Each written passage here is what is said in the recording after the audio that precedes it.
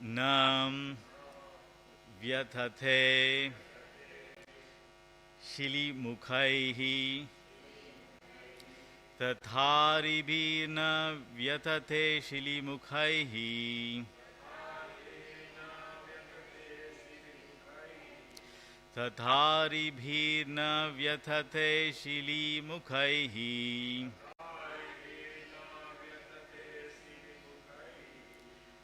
Shethe Aridango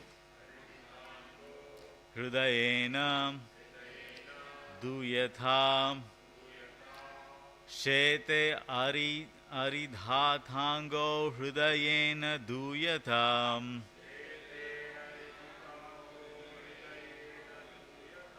Shete Shete Aridhitango Hrudayena Dhuyatam Aridhitango Svanam Yatham Vakram Diyam Duruktibihi Svanam Yatha Vakra Diyam Duruktibi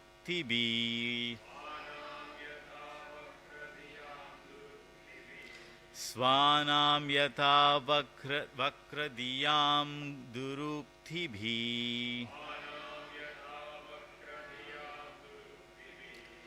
Diva Nisham Tapyati Marma Thaditaha Divanisham Tapyati Marma Thaditaha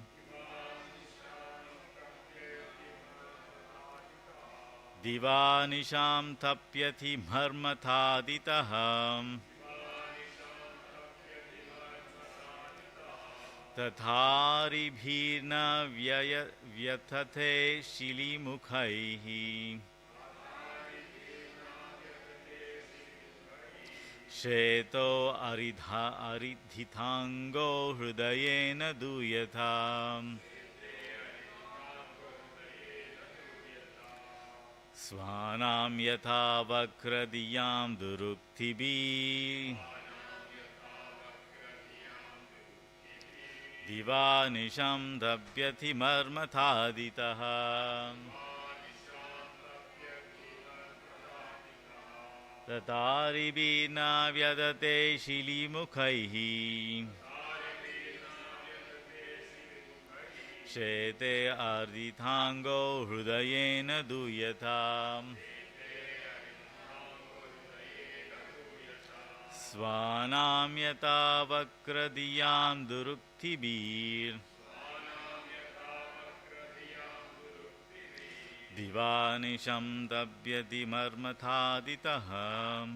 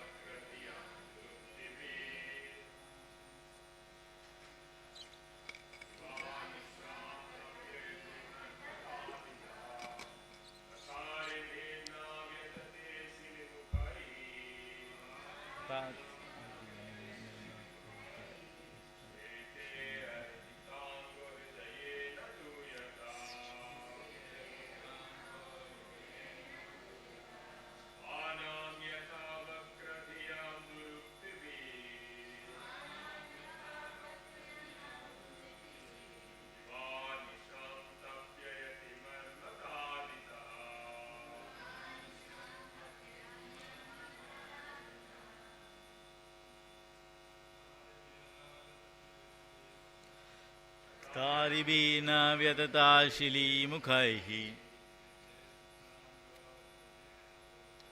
Shete Riditango Hrudayena Duyata Svanam yata vakradiyam duruktibir Divanisham tapyati marmathatatidaham. Jeez.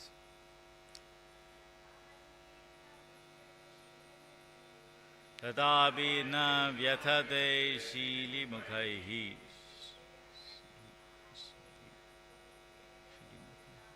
Shete arditango hridayena duyata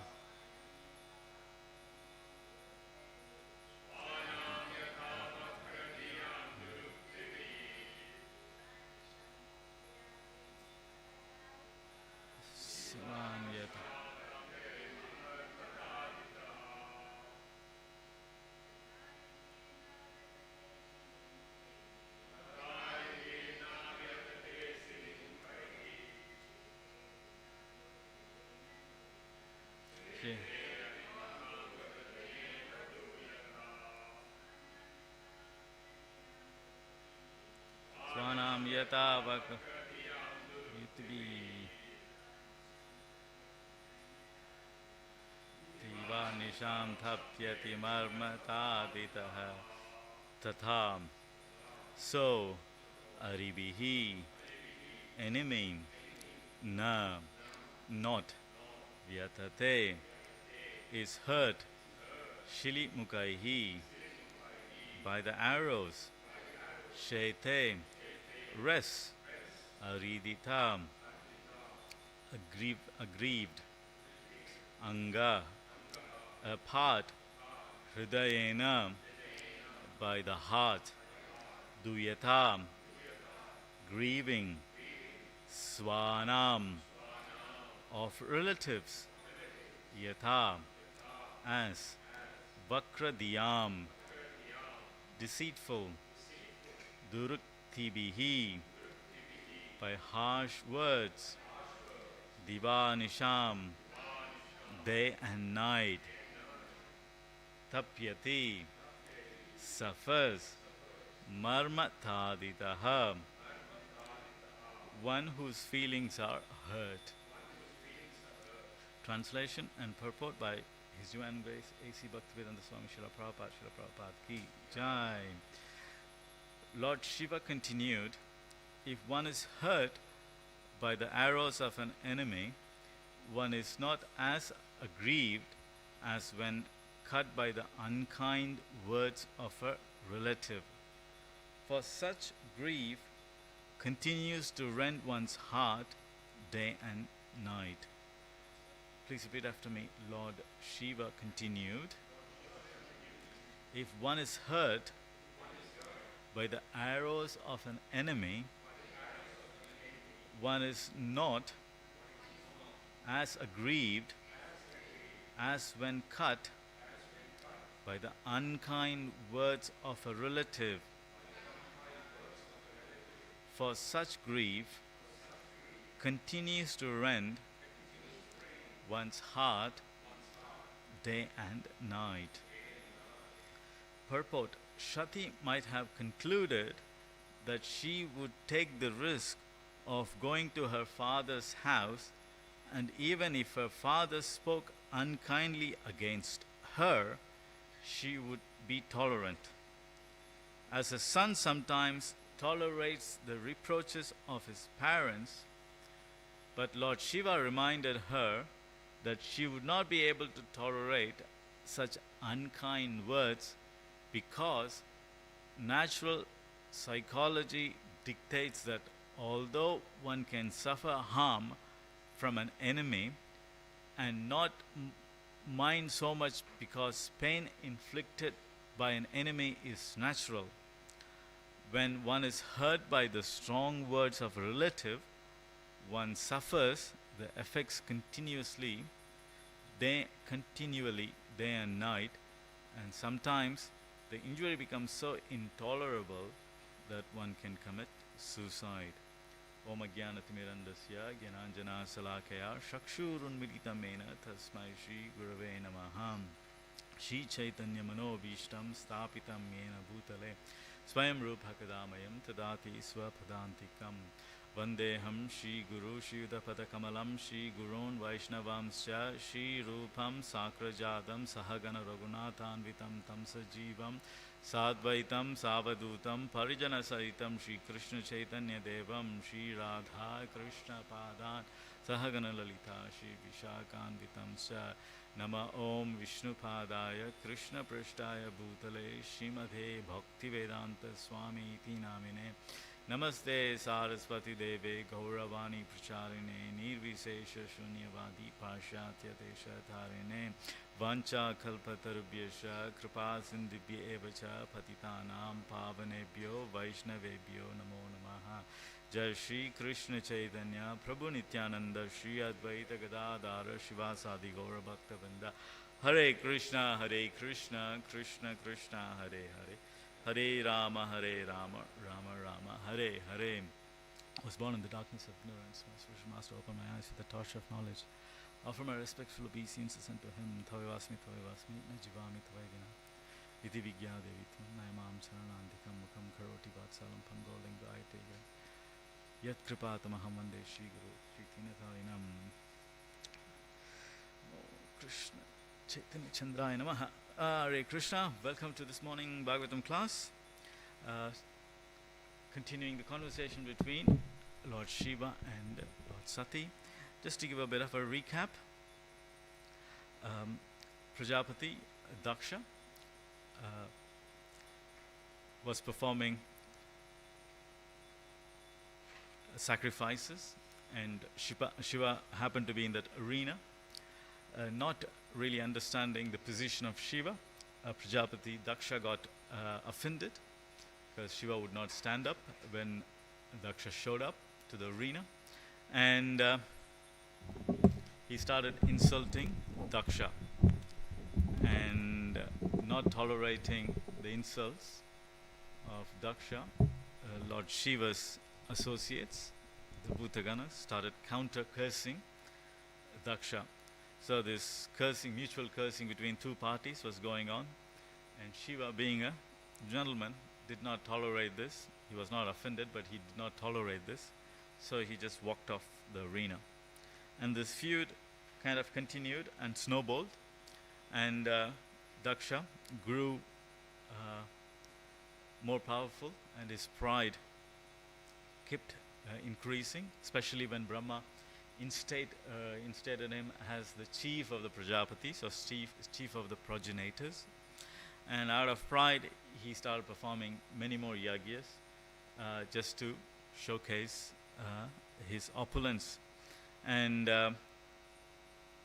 while doing this, he invited a lot of dignitaries from all over the planetary systems, but he purposefully, to humiliate his son-in-law and daughter, he refused to, he did not acknowledge them, and he did not invite them to these ceremonies. But Sati, being a woman, she was quite hurt or felt left out, that she was not invited, or she's not being part of the celebration. She wanted to go and spend time with her relatives, and she thought this is a great opportunity. So she has petitioned to her husband very politely in previous verses, and now Shiva is responding to her, request. So here in this particular verse, Shiva predicts that Daksha will use unkind words towards Shati and her husband. And Shiva predicts that these unkind words will really hurt Sati, especially coming from a relative. Generally, one tends to ignore, at least before the internet age, one tends to ignore criticism by a third party. We just say, who cares what they got to say, generally. And also, there was no medium for it to be broadcasted, unless somebody tells somebody, and somebody tells somebody, and somebody tells somebody, and they tell you, you wouldn't know what what the other person was talking about. So there was a natural element of distance of communication. So people really didn't care, or people didn't really trust. So this is how it used to be. So generally, when people says, when we hear that, some third party said something about you, you just brush it off and move on. But when a relative says something bad about you, it sticks, because there is an element of attachment between relatives. Relatives are called bandhus or well-wishers. You expect well-wishers to well-wish you, to glorify you, or support you. But when they are criticizing, it causes pain. It causes pain. Because you expect cordial relationship with your relatives. But when it comes to third parties or enemies, third parties you ignore. If it is enemies, the enemies are expected to speak harsh about you. It is expected. There's a known code of how enemies work. You say, yeah, understand. He's just inimical towards me. He's my enemy. When he says things, he's saying these words out of enmity. Not necessarily this means true. So one expects that. And also, enemies tend to be of equal in nature. You don't make enemies with somebody who is inferior, because there is you're dominant. They may have an envious attitude towards you, but they are not really an enemy, because there's no battle between you and a person who is of lower strength. If there is a fight, you will win. So there's usually between enemies of equal in nature. For example, you can see when Kamsa invited Krishna to fight his wrestlers, all the Mathura folks thought this is unfair, because Krishna is just an 11-year-old child, and his strength, as a 11-year-old child, it's not equal to great wrestlers. But Kamsa says, look, I've seen or heard about the activities of Krishna. He is no way inferior to the strength of myself or these wrestlers. So he establishes the equality between Krishna and the wrestlers, and he claims that since they are equal in nature, there's nothing wrong in fighting. And so enmity between equal class, it's okay. Well, it's tolerable. And when they exchange words of harsh words, you kind of take it as in a sportive nature. When you read about great battles, before the battle starts, the opposite party starts, using harsh words just to get them into that spirit. Even if a person is considering, I'm not going to, why am I going to fight? Is it worth it? But the opposite party starts using harsh words to invoke that anger, the spirit of fighting. We can see between Arjuna, like Pandavas and Karna. Every time Karna comes opposite to Pandavas, they call him, hey, you're just a Shudra. Even though Duryodhana has glorified you with the kingdom, you're just a Dasi Putra. You're just a chariot driver's son. Generally, a chariot driver comes from a lower caste, and so Karna was an adopted son of a charioteer. So every time there's two parties come opposite to each other, they immediately call him, Shudra Putra, or son of a Shudra, just to, get Karna into that, to just push him, to get the battle spirit. It's a common exchange which happens. And same thing when Jarasandha tries to fight Krishna.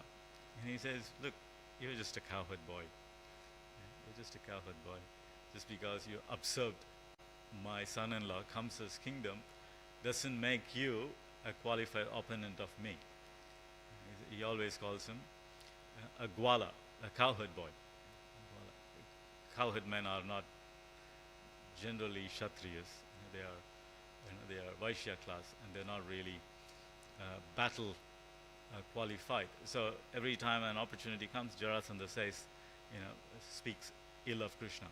So you can see, he also criticizes Krishna as ranchor, one has ran off the battlefield.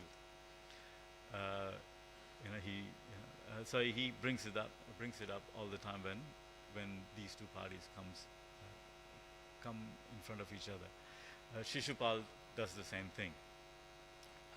He had like 100 harsh words against Krishna, and Krishna promised Shishupal's mother, who happened to be Krishna's aunt, that I will tolerate 100 of his curses, and after 100, I'm going to kill him. So he waited for Shishupal to speak 100 harsh criticism about Krishna. And then once he hit the 100 mark, he killed him. So this is, in one sense, acceptable. This is what is expected from somebody who's your enemy. They're going to speak harsh words.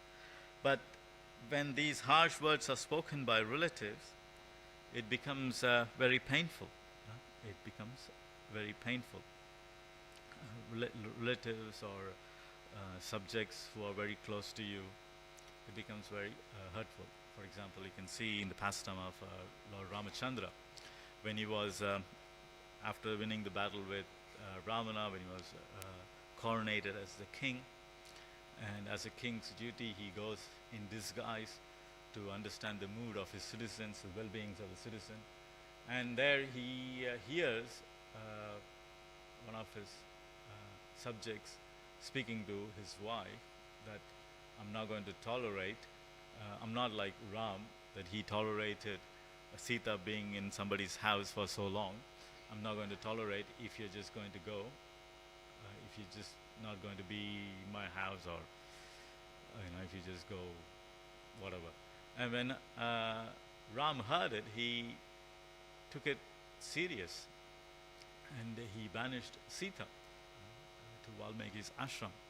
Even the Lord Ramachandra is highly criticized for it, but when he heard that, he took that matter very serious, because they were subjects, and he wanted to be a king who is spotless, because that was the role he was playing, to be a king who follows dharma 100%. So sometimes when we hear criticism from relatives, friends, close subjects, it causes pain. So this used to be the case, at least in cultured societies, but now we have taken it one more step further. We live in a world of keyboard warriors.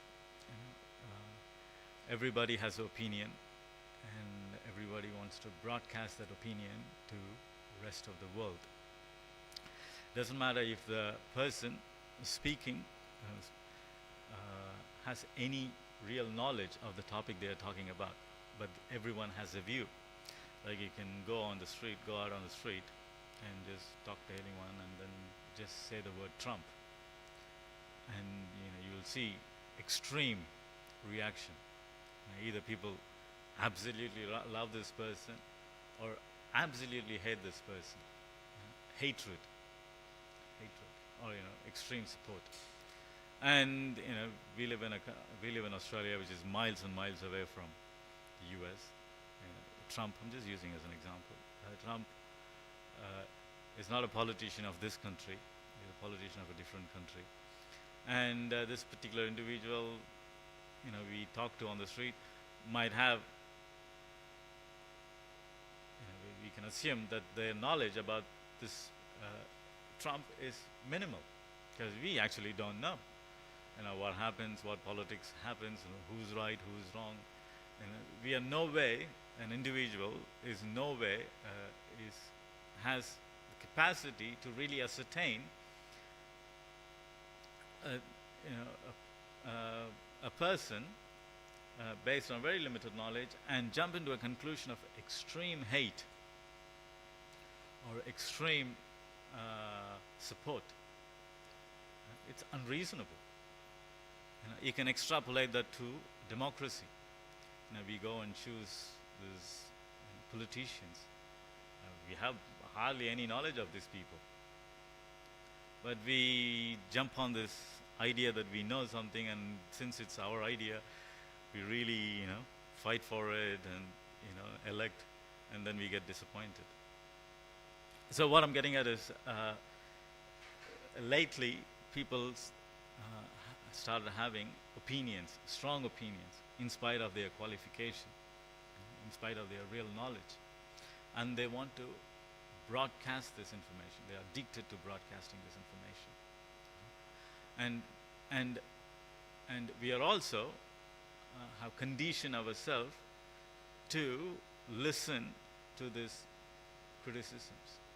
We condition ourselves to react to what people have to say in social medias, especially in social medias. We react. Oh, he said that. They immediately jump and counter defend, and then it just goes on and on and on and on and on. And you see this even in devotee forums, which I completely got myself out of it for a while now. You can see people who make a comment, and then number one, the person who's making the comment, God knows if he's qualified to make the comment, because everybody has a view. And then people jump on it, and jump on it. And it is this long, lengthy conversations, unwanted, completely unwanted. Like the example I can give of within our devotee circles, there was some devotee came up with the idea that we should all be dressed in trousers and t-shirts. What's wrong with trousers and t-shirts? We should go on Harinam. I'm not going to get into the argument of it is right or wrong. I'm just giving it as a scenario. And then you can see this back and forth and back and forth and back and forth, people arguing about it, spending time. Now, our time is supposed to be dedicated about hearing, chanting. What is that Ambarish Maharaj verse? Vasamsi. I always mix it up with the Bhagavad Gita verse. One has to Vaikunta Gunarna Varnanai. So no. Yeah, Krishna Padara Vindiyo, Vasamsi, Vaikunta Gunarna Varnanai. One should be constantly glorifying, discussing about the Varnanai, describing the qualities, the abode of the Lord. This is the duty of a devotee. And these constant thinking and glorifying the Lord is what is going to actually help us, is going to give us attachment to the Lord. That's what Ambarish Maharaj prescribes. That's what Bhagavatam prescribes. But instead, devotees, non-devotees, we have taken into unwanted conversations and arguments, going back and forth, which is really not solving any problem. The person who wants to dress in trousers is still dressing in trousers. He hasn't changed the world. And the person who want to stay in dhoti are still in dhoti, they haven't changed their views. You haven't really achieved anything apart from wasting considerable amount of time and what's the word? Alienating people. Alienating people.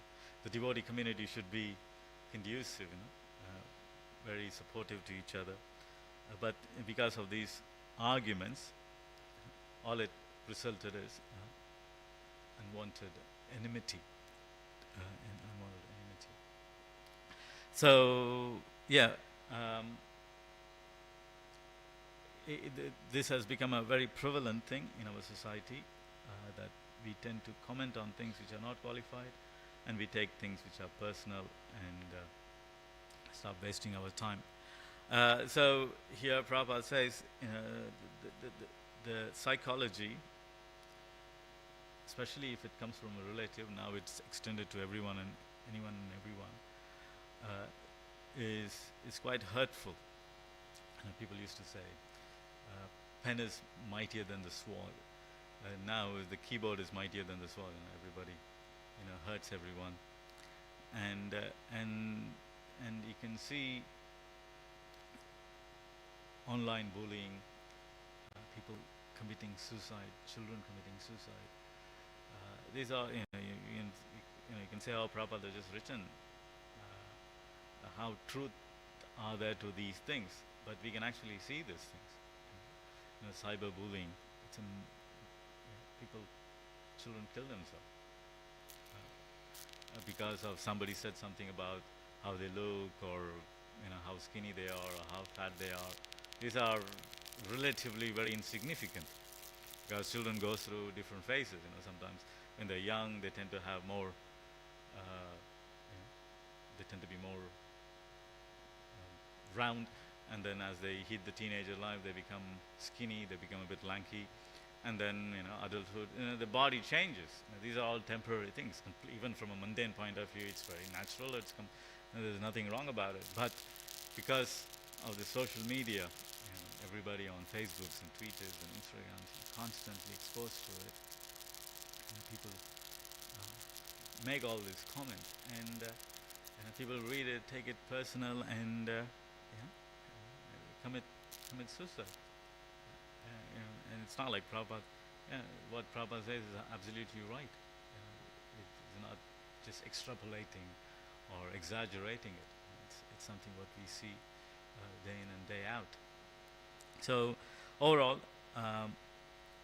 Mahaprabhu says this. What is it? Gramya Kata na sunbe na bolbe. Jagadananda Pandit also says similar words in Prema Vrata, where he says Gramya Kata na bolbe. What is that?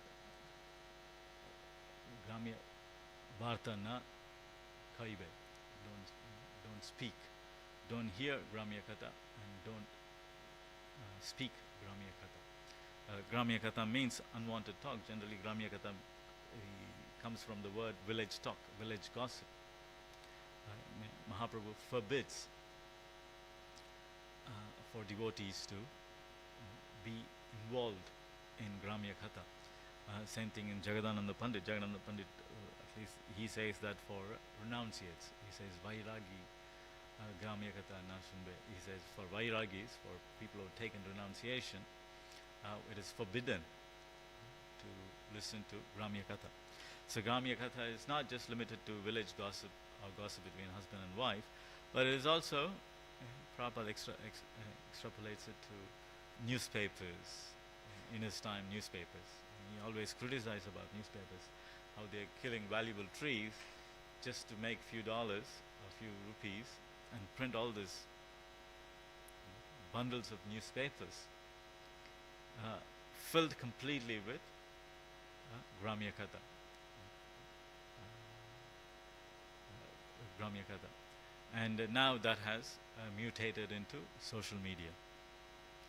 So devotees, the prescription by Mahaprabhu, or the warning by Mahaprabhu is to refrain oneself from Gramya Katha, gossiping about others, reading material which is not related to Krishna consciousness, mundane books, mundane. You see people sitting in Vyasasana and recommending, you have to read 7 principles of this, and read about this Christian author who has written this about the class system and this, and then you commonly hear, and what is not there in our scriptures, what is not there, Prabhupada hasn't given, and what is not there, what the previous acharyas not have given. Why should we go and try to learn from mundane people. Nasti vidya yuktasya nacha yuktasya bhavana. Anybody who doesn't have Krishna consciousness, they don't have any intelligence. When we say intelligence, we are not talking about how to make a car. We are talking about how to get our spirit soul back home, back to God. That is real intelligence, and they don't have it. And there's no point of reading these self-help books and mundane novels. And I remember one of my peers in Gurukul used to read. I don't know if it is still relevant. Chicken Soup for the Soul. There's a series of book written called Chicken Soup for the Soul. Have anybody heard of it? No? No? You heard of it? Not you. The person behind has heard of it. It's called. Yeah, it's kind of a feel-good, motivational kind of a book for teenagers. And my spiritual master used to tell me, why is he reading this? My spiritual master knew him too. And again, this used to happen in Gurukul. These books were there in the Gurukul library, and they used to read this. So completely unwanted distractions, even though it kind of promises some kind of improvement to your whatever. So yeah, these are mundane topics, and one should refrain. The other part of the Gramya Katha is also a tendency to commit offense, Vaishnava Parad. When we get together and just gossip, we tend to gossip about others. And a gossip means you're talking about somebody else. Oh, this person comes to the class and he just sleeps. Or this person happened to his life and he's doing this. So we are talking things which is beyond our preview, and we are unknowingly making offense. We are offending fellow Vaishnavas, and offending, we all know what is the consequence of offense to Vaishnavas. It interrupts the progress of devotional service. So Gramya Katha in any form should be avoided. No gossip about others, no engagement in mundane conversations about politics, socio-economic situations, war in Ukraine, war in wherever, taking sides. Vaishnavas don't take sides. We're not in support of Hamas, or we're not in support of Israelites. For others, they're all doing wrong because they're not trying to understand Krishna. They're not developing the qualities expected in Bhagavad Gita. Sama, what is that? Vidya Vinaya Sampanne Brahmana Gavi Hastana. They're not developing the equanimity which is expected. Instead, they are just fighting. And who fights like that? On boundaries and borders? Only dogs fight for borders. So they are all behaving like dogs. And a Vaishnava should carefully avoid these conversations and getting involved, even on conversation level, and increase the real conversation. Is about talk about Krishna, glorify Krishna, understand the techniques of devotional service, and perfect oneself. I will. It's 8:45. I'll finish here. It's not much purport here. If you have any questions, comments. Yes.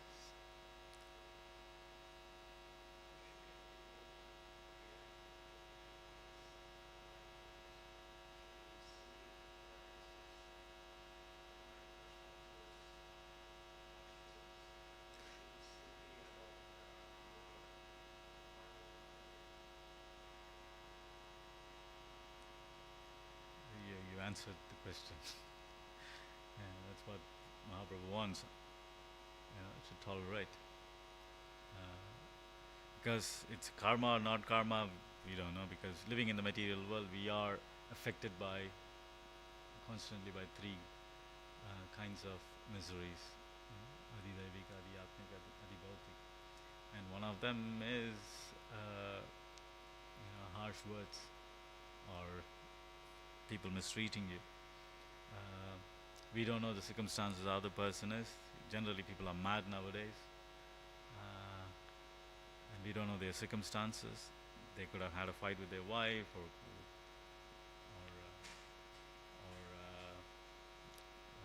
financial situation could be not in a comfortable. They would have lost their job, had a problem with their boss. We don't know, so they might play out.